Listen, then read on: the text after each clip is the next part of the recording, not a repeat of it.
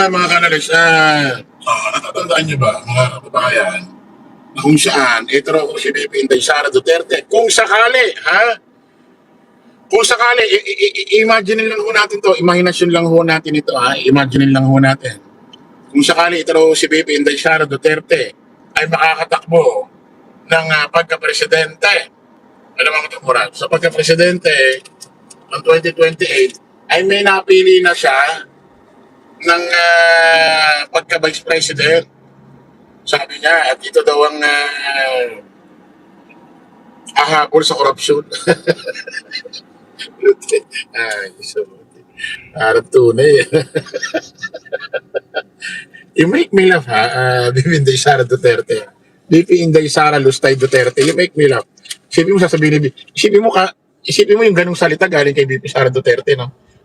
Pinapili na akong katandem ko na vice president at yun ang hahabol sa korupsyon.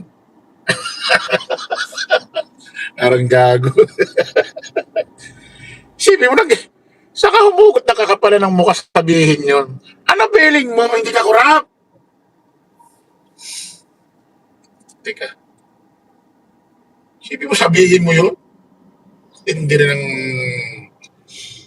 rin ng pagmumukha no? Parang kala mo tunay na lagyan natin to May napili na si Vice President Sara Duterte na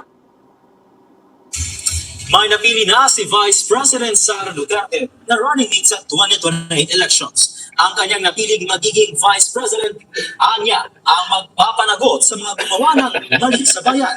Si Jason Rubrico sa report. Kinumpirma ni Vice President Sara Duterte na may na-recruit na siyang posibleng maging ka-running mate para sa 2028 elections. Sa isang exclusive interview sa SMNI, sinabi ni VP Sara na noong nakarang taon pa niya kinausap ang naturang individual, ngunit tumanggi muna siyang pangalan nito. Nilipot ko siya last year pa. Kaso, huwag na muna natin yung pag-usapan. Protektahan natin yung tao hanggang sa makapag-desisyon siya kung anong gagawin niya sa karera niya. Lakas ng arrive mo Lakas ng dating no? Sabi nga ni Senador Robin Padilla sa isang pelikula niya, lakas ng arrive mo, tol! Oh my goodness. Isipin mo ang isang Vice President Inday Sara Lustay Duterte ay pumili na magiging katandem partner niya sa 2028 presidential election bilang busy niya at ito raw ang hahabol sa korupsyon. Parang gago, no? Ay, naka, BP Inday Sara Duterte! Anyari na sa utak mo? Ano feeling mo pag sinabi mo yun siguro siyempre mga didisit, tanga bobo, makitid, inutil nga ang utak Siyempre pag narinig nila yan, uy, sinabi ni BP Inday Sara Duterte yun, na yung partner niya na napili niya, nirecruit niya yun daw ang habol sa korupsyon. Bakit niya sinasabi yun? Meron siyang kasong plunder at graft and corruption. Ibig sabihin, hindi totoo lahat yun. Kasi pumili siya ng isang bise na habol sa korupsyon. Imposible namang umabol sa kanya. Siyempre, naisipin ng mga DD shit, makuuto na. Mga bobo. Anong share stock ito? Share stock ba ito? Pang-uuto ba ito?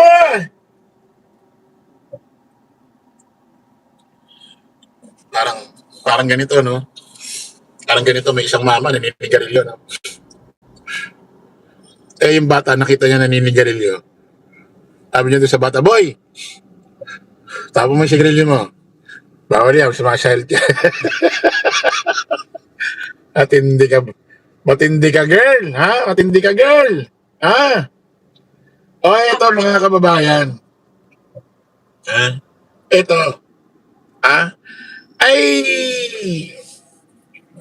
Ewan ko sino nakapag-isip, sino pumondo nito. Imposible naman bigla na lang naglabasan itong grupong ito para i-endorso itong dalawang ito, mga kababayan, kasi basahin natin Duterte, Chavit, tandem. Wow. Lakas ng ano nyo ah. Lakas ng... yung grupong yan, sino kaya nagpondo dyan, ha? Sino kaya nagpapa-under dyan, ha? Basahin natin. Inulunsad ng mga dating Marcos loyalists ang Sara Chavit 2028 National Movement upang itulak ang tambalan ni VP Sara Duterte at dating Governor Chavit Singson sa 2028 presidential election. Putik, ginamit nyo pa yung ginamit nyo pa yung loyalist, ha? Oh, hindi porket matanda. Hindi porket may uban, sasabihin nyo loyalist. Alam mo kung loyalist talaga yan, hindi babaliktad yan, loyalist nga eh. Nandun na nga yung word na loyal eh. Babaliktad pa. Isipin mo, inulungsad ng mga dating Marcos loyalist. Pwede bang loyalist tapos bumaliktad? Pag sinabing loyal, yun na yun. Loyal nga eh. Baka mag-explain itong mga ito. Loyal na nga eh. Diba? Meron bang bumaliktad na loyal? Loyal na nga. Pari pa supporter. Yan, baka maniwala pa ako. Mga dating supporter ni Marcos. Sinusulong ang Duterte, Chavit, 2028 presidential election. Yan, pwede pa, supporter. Pero yung loyalist, loyal na nga, hindi na babaliktad yan, di ba? Naniniwala ba kayo, mga loyalist? Press 1. So, ito mga kababayan, ito mga kababayan, ito si Jacobit, hindi ko alam kung may apo ito, kung may anak pa ito na parang wala na rin pakialam sa kanya na parang hindi ka pa pinapayo ng mga apo mo, anak mo na kung kailan ka naging parang, kung kailan nilaglabasan na ang mga ugat mo sa mga katawan mo, halos yung ugat mo nauuna na sa balat mo sa sobrang tanda mo.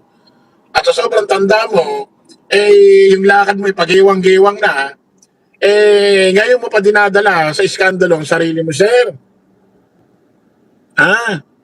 Pakinggan natin itong mga ano niya, mga pasabog na kuno. Wala nang naniniwala kay BBM. Kung ano man ang sabihin dyan, di ako naniniwala. Pati na naman po ang SONA. Tingin mong laman kaya ng SONA niya, sir. Walang nakakalam. Wala nang naniniwala kay BBM.